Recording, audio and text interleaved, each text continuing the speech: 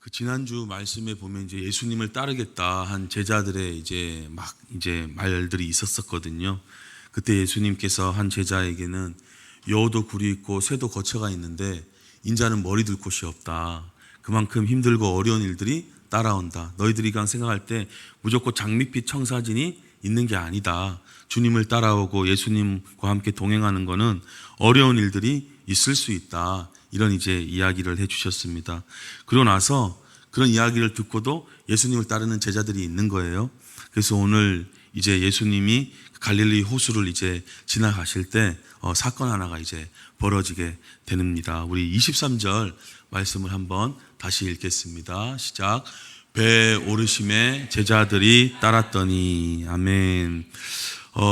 이런 일 저런 일 있을 수 있는데 그래도 제자들은 따라간다. 그래서 예수님께서 배에 이제 타셨는데 제자들이 이제 따라갑니다. 어떤 분들은 막 예수님께서 늘 기적으로만 뭐 무리를 걸으시고 이런 것만 생각할 수 있지만 예수님은 또 그런 주어진 것들을 이용하셔서 또 사용하셔서 인간의 예수님으로 또 이렇게 살아가는 모습들을 우리에게 보여주고 계십니다.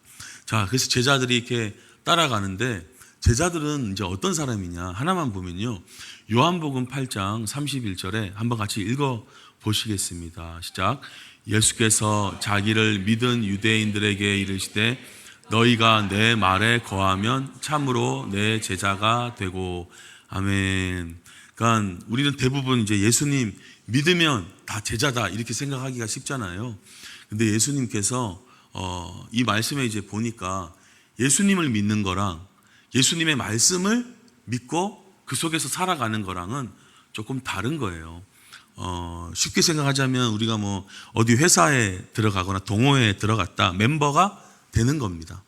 그러니까 멤버가 되긴 하는데 아직 수습 기간이 있고 조금 정직원으로 이렇게 되기에는 약간의 뭔가 아쉬움이 있을 수 있잖아요.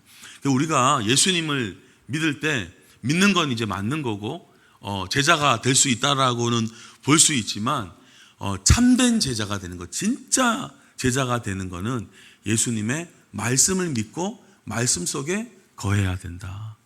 그러니까 그런 제자야말로 세상에서도 저 사람 그리스도인이네 이런 이제 얘기를 들을 수 있게 되는 거죠. 그래서 나 예수 믿으면 이제 끝났어. 이거는 대단한 오해입니다. 어떤 사람들은 난 예수님 믿는데 뭐 성경, 그러니까 요즘 많은 사람들이 예수님을 믿긴 하지만 성경을 몰라요. 말씀을 모르기 때문에 말씀 속에 거할 수도 없고 참된 제자의 모습을 나타내 보일 수도 없다. 그래서 우리가 이제 제자가 되고 예수님을 따라가는데 오늘 이 제자들처럼 완전히 예수님을 다 알지 못하고 깨닫지 못했다 하더라도 계속 따라가면서 예수님의 말씀을 들으면서 계속 반복하면서 거해야 됩니다. 자, 그래서 이제 예수님을 이제 따라가는 게 이제 쉬운 일이 아니지만 그 속에 말씀 속에 거하면 뭔가가 있겠죠. 그 초대교회 때 그 베드로 요한의 제자 중 한 명이 있었어요. 이그나티우스라는 그런 교부, 나중에 이제 안디옥 교회의 지도자가 된 분이 있는데 이분은 이제 이런 성경의 가르침처럼 어떤 말을 했냐면 제자랑 순교자랑 같은 말이다 이런 얘기를 했었을 정도예요. 그러니까 우리가 볼 때는 제자하고 순교자하고는 좀 다른 것 같잖아요. 뭔가 제자는 그냥 그래도 예수님 믿는 사람 같고 순교자는 특별한 사람 같은데 이분은 그렇게 안 가르쳤어요. 순교자나 제자나 순교자나 똑같다.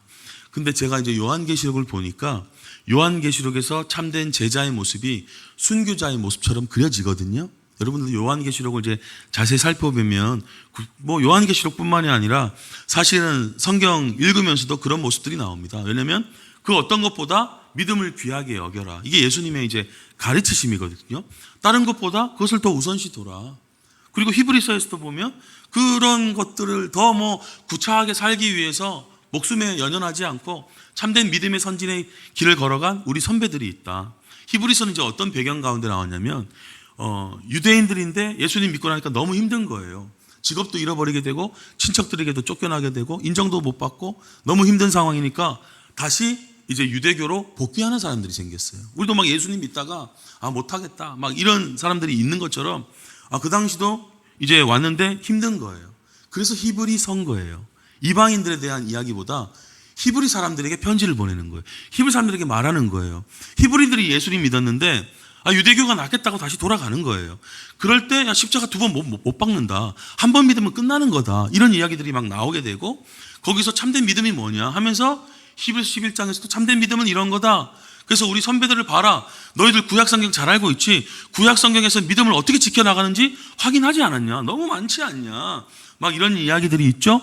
그래서 요한계시록에도 마지막에 이제 예수님과 함께 왕이 되어 왕노릇 이렇게 표현하는데 그 말은 무슨 뜻이냐면 왕이 되어 다스릴 사람들이요.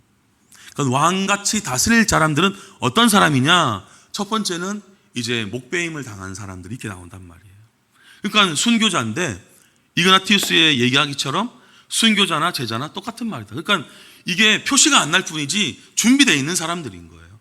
계속 그렇게 만들어지는 거예요. 하나, 예수님께서 우리에게 말씀을 계속 두셔서 우리의 가치관이 어떻게, 우리의 믿음이 어떻게 계속 자랄 수 있도록 말씀을 통해서 계속 살려주시는 거예요.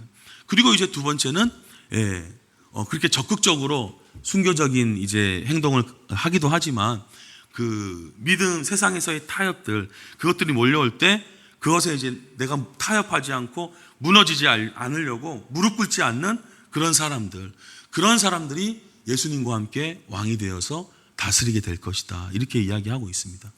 지금은 나는 그런 믿음이 없는데요.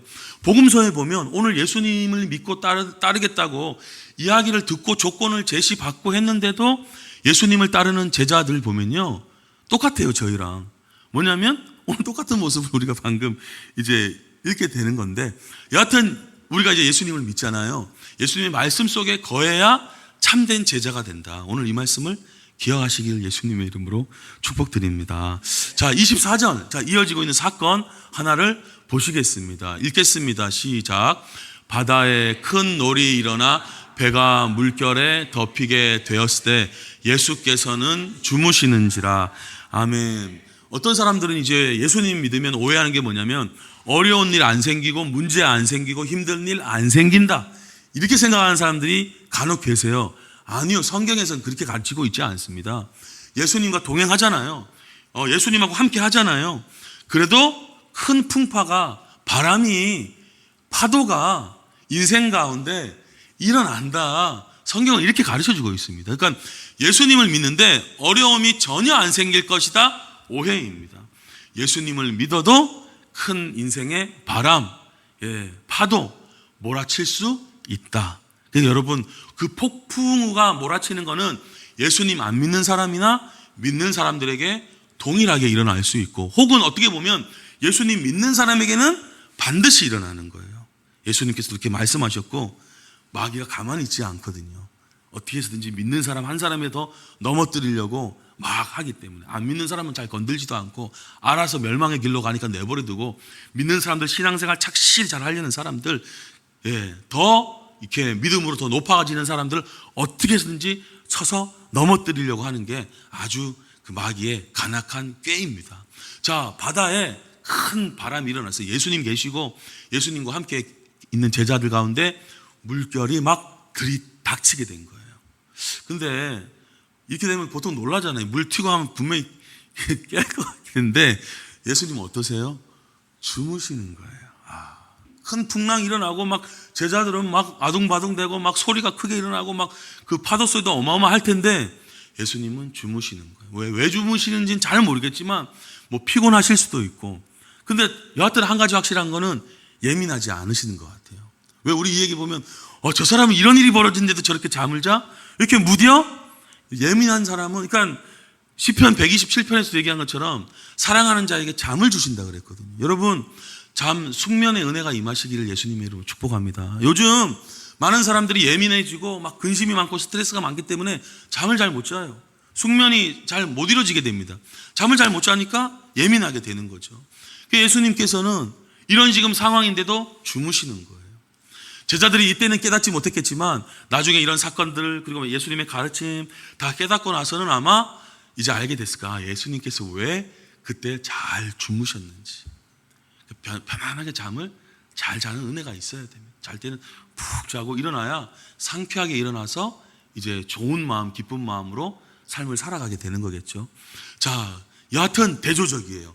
환경은 어렵고 힘들고 굉장히 지금 고통스럽고 죽음의 위험에 빠질 수 있는 상황입니다. 근데 예수님은 어떻게 하셨다고요? 평안하신 거예요. 평안하시니까 주무시죠. 우리도 평안할 때 잠을 자게 되지, 막 근심해 있고 어떻게 될 염려 있고 막 조마조마하고 이러면 잠 안 오죠. 잠 안 옵니다. 예, 자꾸 각성이 되죠. 그래서 예수님께서는 편히 이제 주무십니다. 예수님의 행동은 주무시는 거예요. 평안하신 거예요. 자, 이때 우리와 같은 제자들의 모습은 어떠냐? 25절을 읽어보겠습니다. 시작. 그 제자들이 나와 깨우며 이르되 주여 구원하소서 우리가 죽겠나이다. 아멘. 우리 하나님은 졸지도 주무시지도 않는 분이십니다. 사실 우리를 다 지켜보고 계세요. 자, 근데 우리는 이제 깨워야죠. 주님을. 어떻게 해요? 주여 구원하소서 우리가 죽겠나이다. 사람마다 죽을 마음들은 다 달라요. 어떤 분들은 내면의 아픔 때문에 죽고 싶어하고, 어떤 분들은 상황의 어려움 때문에 죽고 싶어하고, 어떤 분들은 관계의 어려움, 혹은 이런 진로에 대한 두려움, 다 상황 다른데 자기마다 연약한 게 다 다르거든요. 연약한 게 달라서 다르기 때문에 자기가 강점을 보고 있는 부분에 대해서 다른 사람들이 연약한 거에 대해서 자꾸 코칭하거나 말할 필요 없습니다. 왜냐하면 다 연약한 게 다르기 때문에. 여하튼 이 제자들이 이제 물결이 막 몰아치고 배가 이제 무너져 가는 것 같으니까, 어떻게 하냐, 예수님을 깨우면서 구원하소서 죽겠습니다. 어떤 분들은 이런 거 가지고 기도해도 돼요? 이런 거 가지고 기도 제목 삼아도 됩니까? 이런 질문을 가끔 하는 분들이 계시는데, 여러분, 구원이라는 말이, 구원이라면 자꾸 그동안 들었던 이야기들은 뭐냐면 영혼 구원 받는 게 구원인 줄로 자꾸 생각을 해요. 영혼 구원만이 구원이 아니라 우리 모든 영역에서 어렵고 무너져 있고, 그러니까 부부 사이가 무너져 있다, 구원받아야 되는 거예요. 자녀와 부모 사이가 무너져 있다, 구원받아야 되는 거예요. 질병으로 내 생활이 지금 엉망이 돼 있다, 구원받아야 되는 거예요. 직장에서 지금 쫓겨나고 지금 돈을 못 벌고 있다, 구원받아야 되는 겁니다. 여러분, 우리가 구원받을 상황이 얼마나 많은지 몰라요. 자, 다 읽지는 못하고요. 성경에서, 특별히 신약 성경에서 구원이라는 이 말이, 이 단어가 어떻게 쓰였는지 몇 가지만 한번, 한 3가지만 살펴보도록 하겠습니다. 자, 마태복음 1장에 보면요, 아들을 낳으리니 그 이름을 예수라 하는데, 그 예수라는 이름의 뜻은 그가 자기 백성을 그들의 죄에서 구원할 자이심이라. 자, 그래서 우리가 로마서 이런 말씀에 보면 죄 용서뿐만이 아니라 죄를 짓지 않는 해방된 자로서 우리를 성장시켜 나가는 것을 우리는 말씀을 통해서 보고 있습니다. 그러니까 예수님께서 우리를 구원하신다는 거면 거기서부터 벗어나게 하신다는 거예요. 그러니까 보통 처음에는 죄 용서죠. 처음에는 죄 용서, 죄 사함을 받지만 그것으로 끝나는 게 아니라 이제 죄를 짓지 않을 수 있도록 이끌고 계신다라는, 그게 이제 마태복음, 특별히 로마서 7장에서 우리가 이제 보고 있는 그 부분에서 이야기하고 있는 부분이 이제 나오죠. 나는 할 수 없지만 내 안에 계신 예수 그리스도께서 행하신다. 그래서 나는 죽고 예수님으로 살아야 되고, 나의 어떤 과거의 예습관을 버려버리고 성령으로 살아야 된다라는 것, 말씀으로 살아야 된다라는 것, 그것을 이제 가르쳐 주고 있죠. 그럼 이제 죄에서 용서뿐만이 아니라 해방된 자로서 살아가게 되는 거예요. 이거는 차츰차츰 성장하고 성화되면서 이루어지는 일이다. 자, 예수님께서 이 일들을 우리에게 이루어 가신다, 이렇게 성경에서 얘기하고 있습니다. 또 하나 말씀을 보면요, 마가복음 5장에 보니까 예수께서 말씀하시는데, 딸아, 너의 믿음이 너를 어떻게 해요? 구원했다. 어떨 때 구원해? 죄 용서 이거냐? 그게 아니라 너의 병에서 놓여 건강할지어다. 여러분, 사실은요, 병에서 해방된다, 질병에서 고침받는다, 이게 구원이라고 성경에 나와 있는데 그런 가르침들을 우리가 잘 못 받았던 거예요. 그러니까 그냥 영혼 구원, 죄 용서 구원, 이것만 구원이라는 게 딱 돼 있는 거예요. 저도 신앙생활하고 한 5년에서 10년간은 그것만 구원인 줄 알았어요. 근데 성경에 보니까 얼마 안 지났어요. 예수님 믿고 얼마 안 지나고 성경 보니까 제가 말씀은 잘 몰라도 이런 용어들을 구원이라고 쓰더라고요. 여러분, 질병 걸렸을 때 얼마나 고통스러운지 그 개인뿐만 아니라 그 가족들도 지옥 같은 삶을 보냅니다. 저는 수차례 경험해서 알아요. 이 병에서 놓여 건강하는 게 예수님께서 주시는 구원이다. 그래서 여러분, 이 구원의 하나님을 만나는 게 시급한 거예요. 지금 먹고 살고 누구 만나고 이것도 중요한 문제일 수 있지만, 진짜 중요한 문제는 뭐냐? 우리가 이 구원의 하나님을 경험해야 되는 거거든요. 그래야 신앙이 올라오게 되고 찬양이 나오게 되고 기쁨이 우리 가운데 정말 절실하게 10년 가운데 있게 되는 것이지, 찬양 좀 해라, 말씀 좀 잘 들어라, 헌금 좀 해라, 봉사 좀 해라 이런다고 되는 게 아닌 게, 구원의 하나님을 경험하지를 못하고 있기 때문에, 혹은 경험했다고 하더라도 5년 전, 10년 전, 20년 전에 그 하나님 붙잡고 있으니까 쇠락해 가는 거죠. 여러분, 새로운 하나님, 그리고 또한 우리에게 새롭게 만나주실 하나님, 그 하나님을 붙잡으시기를 축복합니다. 그래서 우리의 인생이 계속 주님을 경험하고 주님을 만나고 주님과 동행하고 주님을 기뻐하고 주님의 은혜를 받고 이렇게 살아가야 되는 거예요. 우리 삶에 문제 있거든요. 구원 받아야 되는데 예수님께서 정답이십니다. 다른 무슨 만나고 누구 이거로 되는 게 아니라 정말 주님을 만났을 때 그 시간을 드려야 되는 거예요. 주님께 기도하고. 자, 그래서 또 여러 구원이 있어요. 또 하나만 볼까요? 자, 누가복음 1장에 보니까 우리 원수, 살다 보면 막 원수 같은 사람들이 생긴단 말이에요. 자, 우리를 미워하는 모든 자, 우리는 가능하면 사랑하고, 가능하면 축복해야 됩니다. 여러분, 미워하시면 안 됩니다.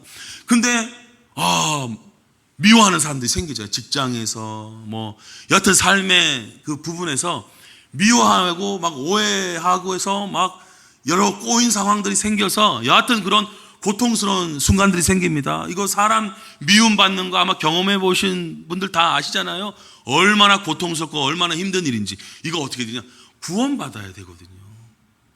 야, 그거 직장 그래 이런다고 되는 게 아니에요. 그거는 인간적인 방법일 수 있고, 이 상황에서도 우리는 주님의 방법으로 구원받아야 되는데, 자, 여러분, 그러니까 관계 어려움에서도 성경은 구원받으라고 얘기합니다.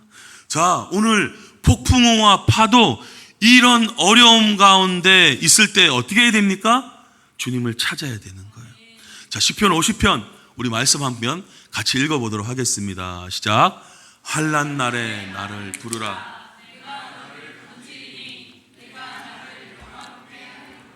아멘. 여러분, 고통 가운데, 어려움 가운데, 힘든 가운데 주님을 찾았고 주님을 만났고, 이때 주님을 만나는 건 꼭 환상 보고 이러는 게 아니라 문제가 해결되는 거예요. 건짐을 받는 거예요. 이건 어떤 인간이 해줄 수 없는 거예요. 오직 예수님께서만 할 수 있는 거예요. 날 때부터 질병, 의사도 못 고치는 거 예수님은 고치시고, 정말 내 성격의 소심함과 내 성격이 좀 이래요, 문제 있어요, 상관없어요. 예수님께 기도할 때 그 성격도 건짐받게 될 줄로 믿습니다. 이렇게 다른 사람들은 무시하고 왕따로 당했다 해도 상관없어요. 난 능력도 없고 나는 재능도 상관없어요.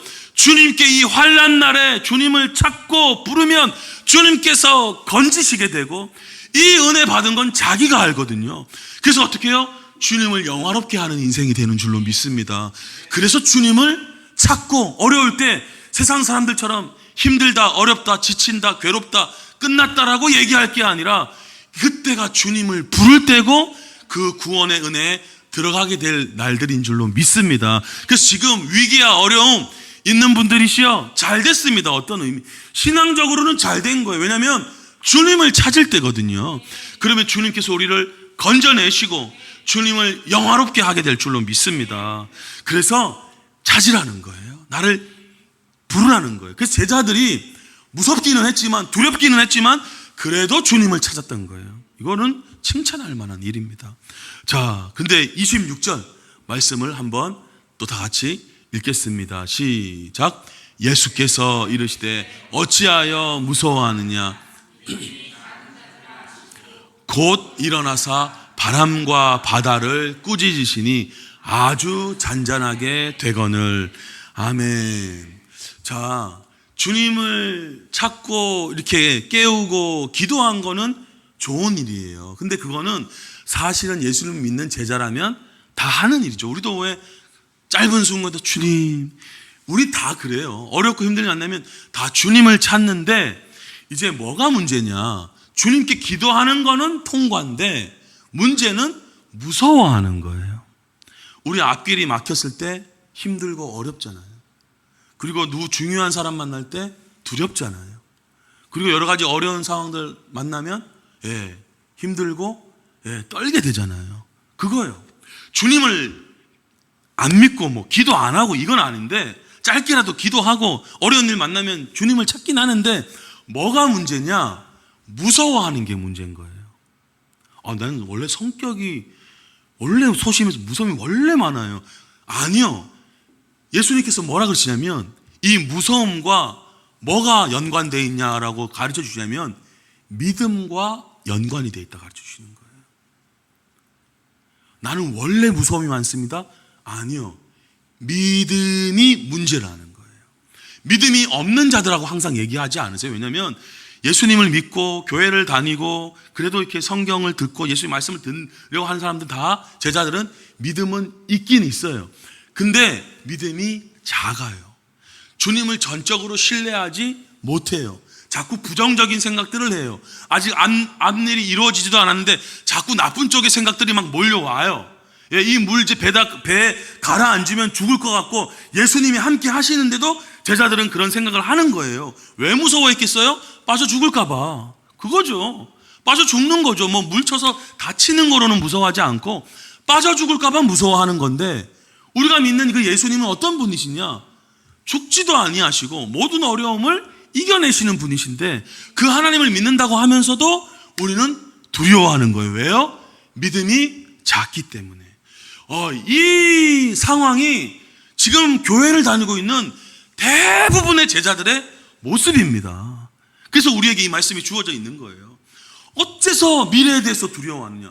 어째서 상황에 대해서 무서워만 하느냐? 믿음이 작은 자들아. 이거 들으면 좀 기죽잖아요. 그래도 나름대로 내가 이렇게 하는데도 살다 보면 우리가 무서움이 확 들어올 때가 있잖아요.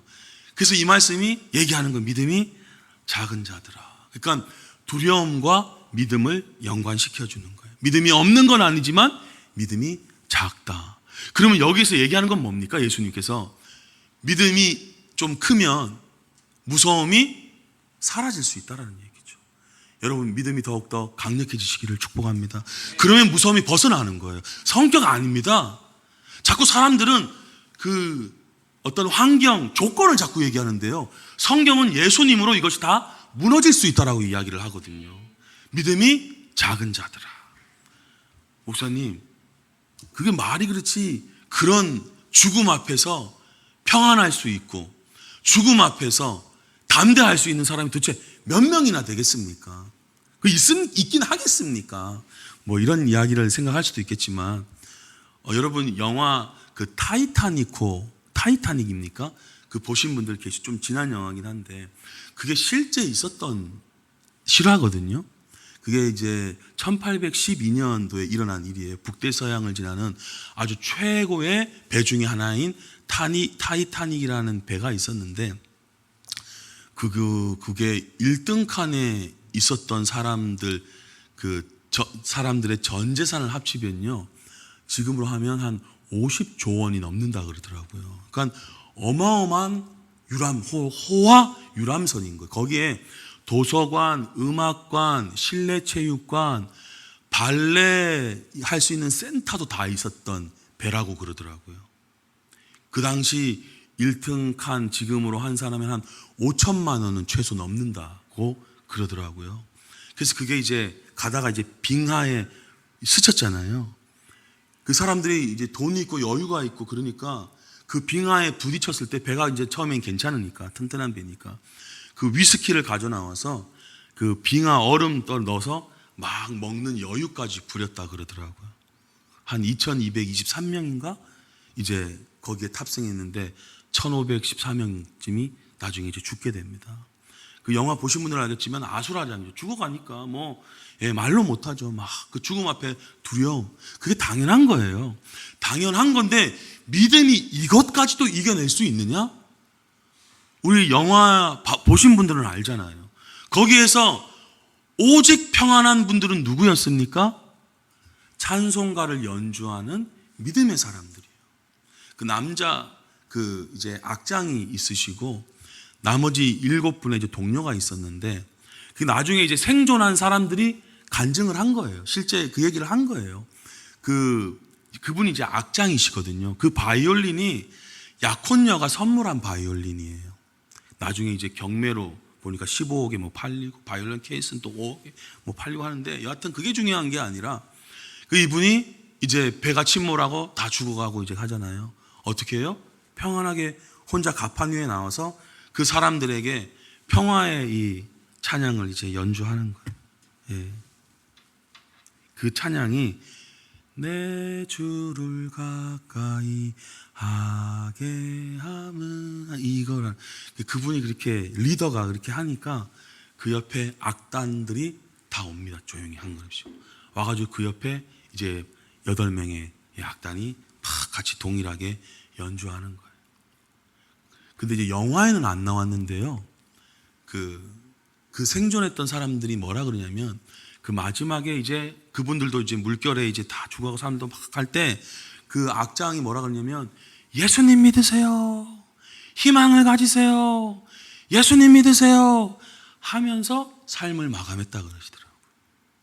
그분은 어때요?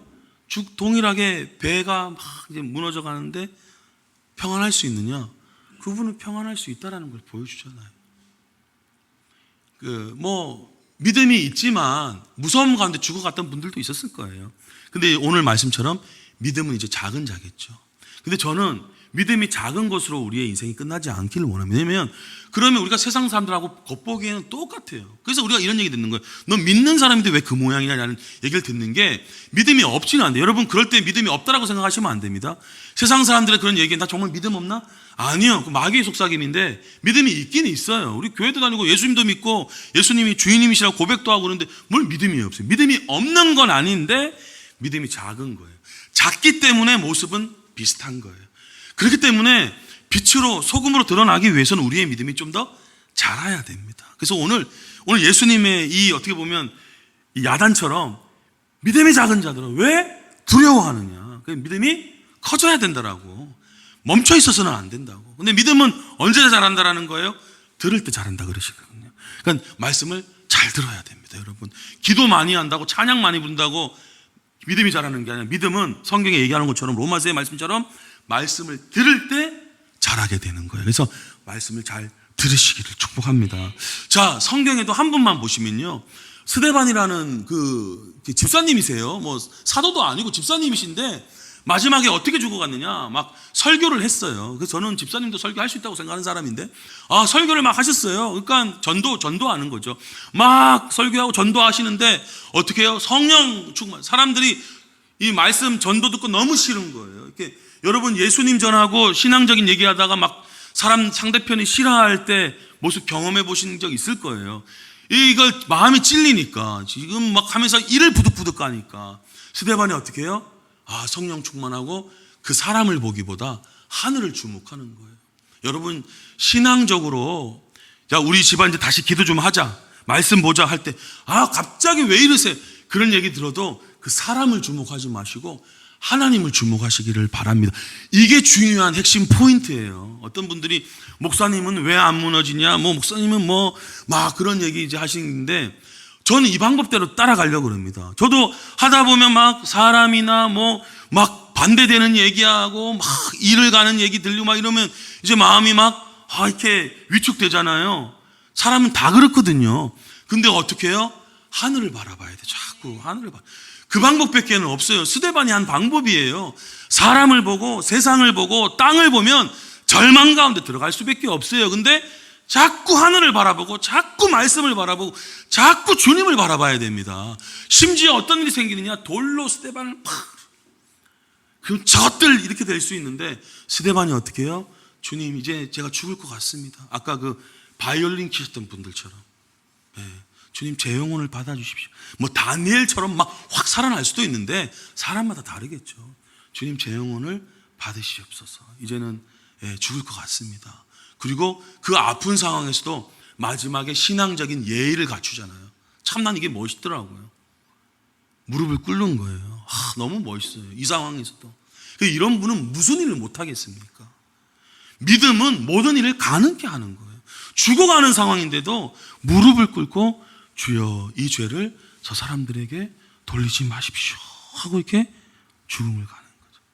참된 믿음은 두려움을 몰아내고 평안으로 우리를 인도하시는 줄로 믿습니다. 이게 성경이 가르쳐 주시고 있는 거예요. 자, 그래서 아까 예수님께서 잠잠케 하시잖아요. 잠잠케. 자, 27절 말씀 마지막으로 같이 읽겠습니다. 시작. 그 사람들이 놀랍게 여겨 이르되 이가 어떤 사람이니. 아멘. 제자들이 예수님을 믿고 예수님을 따라가긴 하지만 예수님이 누구인지 아직도 잘 모르세요. 그럴 수 있는 거예요. 내가 교회를 다니고 신앙생활을 뭐 좀 했는데도 예수님 잘 모르실 수도 있어요. 저는 그걸 정말 많이 보거든요. 저도 예수님을 다 알지 못한다라고 생각할 수 있어요. 왜냐하면 성경에서 얘기된 예수님을 우리가 다 알아야 되는데. 자, 이 지금 사람들이, 이 제자들이 놀래요. 아니, 이분 도대체 어떤 분위기에 바람과 바다까지 순종하느냐. 예수님께서 아까 어떻게 하셨냐면 꾸짖으셨다 그러시거든요. 마치 인격이 있는 존재처럼. 우리는 이 생각을 차마 못하거든요. 사람에 대해서 야단은 쳐도 바람과 바다에 대해서는 그냥 어떻게 할 수 없는 입장으로 우리가 취해 있는데 예수님의 입장은 바람과 바다에 대해서 꾸짖으셨습니다. 인격을 가지고 있는 존재처럼. 여기서는 드러나고 있지 않지만 에스겔서나 뭐 요한계시록이나 이런 데 보면요, 천사, 영이 바람을 붙잡고 있어요. 그 영에게 꾸짖을 수 있는 거예요. 우린 뭐 자연 발생설이다, 나비 효과다. 나비 효과가 뭐냐면 나비가 이렇게 했을 때 그 바람이 점점 세져가지고 폭풍우가 된다. 뭐 이런 이야기도 있거든요. 근데 성경에 보니까 영이 바람을 붙잡고 있는 것들을 성경에서 기록하고 있습니다. 그럴 경우 꾸짖을 수 있잖아요. 주님이 가는 길을 방해하는 세력들, 그 영들. 그래서 꾸짖으시고 어떻게 해요? 순종하게 된 거죠. 어떤 분들은 이걸 안 믿어요. 여러분, 임마누엘 칸트라는 철학자 아십니까? 그분은 이성 안에서의 종교 이래가지고 이성적으로 이해될 수 있는 하나님만 받아들이자, 이런 얘기를 해요. 톨스토이도 과학적이지 않는 내용은 좀 빼자, 심지어 이런 얘기를 했어요. 톨스토이 성경도 있거든요. 그래서 그 성경은 윤리 도덕적인 면만 딱 해놨어요. 불투만이라는 신학자는요, 야, 신화적인 이야기 너무 많다 성경에. 무슨 동정녀 뭐냐, 뭐 무슨 부활이냐, 이거 다 빼자. 막 심지어 신학자도 이런 얘기를 하는 사람들이 있어요. 그런 가르침을 받다 보니까 이런 얘기를 이제 그렇구나, 내가 어리석었구나. 외국 신학교에 가는 제가 신학생 이 목사님의 얘기를 들었는데, 그 외국 신학교에 유학을 갔는데 성경대로 이거 다 100% 믿는 사람 한번 손 들어보세요 하니까 한국인밖에 손 안 들더라 이거예요. 한국인밖에. 나머지는 마치 그 한국인이 되게 순진하고 어리석다라는 얘기까지. 제가 얼마 전에 인터넷 댓글을 보니까 어떤 사람들이 이렇게 막 주장하더라고요. 우리 너무 성경에 매이지 말자. 너무 성경이란 틀에 갇혀 있지 말자. 이런 주장들을 막 믿는 사람들이 하는 거예요. 여러분, 아까 우리가 요한복음 8장 31절 말씀 잊지 마십시오. 참된 제자란 예수님을 믿음과 동시에 그 말씀 가운데 거하는 자라야 참된 제자이다. 이 말씀을 잊지 마시기를 축복합니다. 예수님을 믿더라도 말씀에서 이탈하는 분은 참된 제자가 아닌 거예요. 그 요한복음 8장에 의거하면. 우리가 믿는 주님은 이런 기적, 놀라운 일 행하시는 분인 줄로 믿습니다. 이 믿음을 지켜야 돼요. 외국에서는 이런 사례들이 계속 늘어나고 있거든요. 그래서 이런 어떤 신앙들이 계속 물밀듯이 이렇게 들어오고 있어요. 그 미국은 이제 중요한 행사가 있으면 항상 목사님들이 그 행사에 앞서서 설교를 해주시거나 기도를 해주십니다. 기독교 문화이기 때문에. 그래서 지금의 대통령이 조 바이든 대통령이 취임식 할 때도 여러분 보신 분들은 알겠지만 대통령 취임식 할 때 성경 위에 대통령이 손을 얹어요. 근데 이제 요즘에 이제 목사님들이 그 미국에서요, 기도를 할 때 어떻게 하냐면 마지막 기도할 때 예수님의 이름으로 기도합니다. 이렇게 기도 안 해요. 그 조 바이든 대통령의 기도 때도 어떻게 기도하냐면 그 목사님이 다종교의 이름으로 기도합니다. 자, 그렇게 기도하고요. 의원 기도할 때도 제가 또 보니까 어떻게 기도하냐면 브라만, 알 수 없는 이름의 신, 그런 모든 신들의 이름으로 기도합니다. 이렇게 기도를 해요. 그 이제 한인 목회하시는 이제 우리 한국 목사님 제가 간증을 들었었는데, 이 목사님도 이제 하원 의원 이제 개회할 때 초청을 받은 거예요. 근데 이제 미리 기도문을 써서 우리에게 제출해라. 그리고 이제 검증하고 고칠 거 고쳐서 다시 보내주는 작업들을 하거든요. 그래서 이 목사님께서 그런 현상을 알고 있기 때문에 일부러 그 당일 바로 12시에 메일을 딱 보내고 일부러 메일 확인을 안 하셨대요. 그리고 가서 기도하실 때 예수님의 이름으로 기도합니다. 그러셨다라는 거예요. 그렇게 신앙을 지켜가는 게 중요한 거거든요. 자, 근데 그러고 나서 이 목사님께 어떤 일이 생겼느냐? 엄청난 메일이 몰려오는데 어떤 메일이었을 것 같으세요? 너 왜 그렇게 하냐? 아니요. 응원의 메시지가 몰려왔대요. 미국 사람들도 당신 정말 잘했다. 당신 정말 그거로 지켜나가라. 단 한 메일도 비난하는 메일이 없었대요. 이 목사님이 얼마나 힘나고 얼마나 다시 그랬겠어요. 자, 다시 한번 이번에는 상원 의원 또 개회 때 이 목사님이 초청을 받으세요. 가서 이제 미리 대기해 계시는데 그 부지사가 부르셨다 그러시더라고요. 그래서 이분이 떨었대요. 당신 그렇게 전에처럼 기도하면 안 돼. 이런 얘기 들을까 봐.